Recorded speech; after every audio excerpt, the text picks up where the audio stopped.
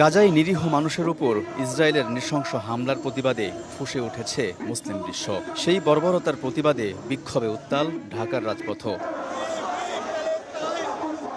যুদ্ধবিরতি চুক্তি ভঙ্গ করে বর্বর হামলা চালিয়ে নারী শিশুসহ গাজায় গণহত্যার প্রতিবাদে বৃহস্পতিবার সারা দেশে বিক্ষোভের ডাক দেয় বাংলাদেশ জামাত ইসলামী। ঢাকা মহানগরী দক্ষিণ ও উত্তরের নেতৃবৃন্দের সঙ্গে রাজপথে বিক্ষোভে নামেন দলটির হাজারো কর্মী সমর্থক।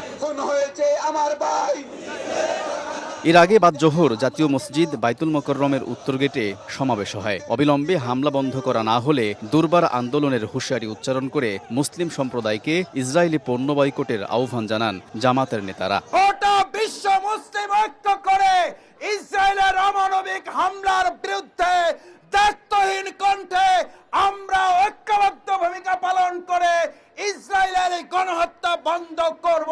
নৃশংস গণহত্যার দায়ে ইসরায়েলি রাষ্ট্র নিষিদ্ধ ও মানবতা বিরোধী অপরাধের দায়ে আন্তর্জাতিক আইনে নেতানিয়াহুর বিচার দাবি করেন নেতারা।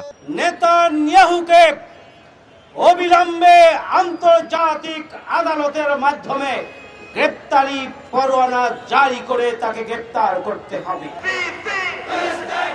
কেন্দ্রীয় কর্মসূচির অংশ হিসেবে দেশের বিভিন্ন স্থানে বিক্ষোভ করে জামাত ইসলামী। বাদ জোহর মিছিল করে চট্টগ্রাম মহানগর শাখা। এ সময় মুসলিম দেশগুলোর সংগঠন ওআইসির মাধ্যমে ফিলিস্তিন সমস্যার স্থায়ী সমাধান দাবি করেন জামাত নেতারা।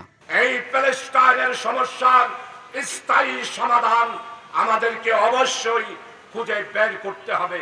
চুক্তি ভঙ্গ করে ইসরায়েল তাদের ধ্বংস ডেকে এনেছে বলে মন্তব্য করেন জামাত নেতারা। আলতাফ হোসাইন, সময় সংবাদ, ঢাকা।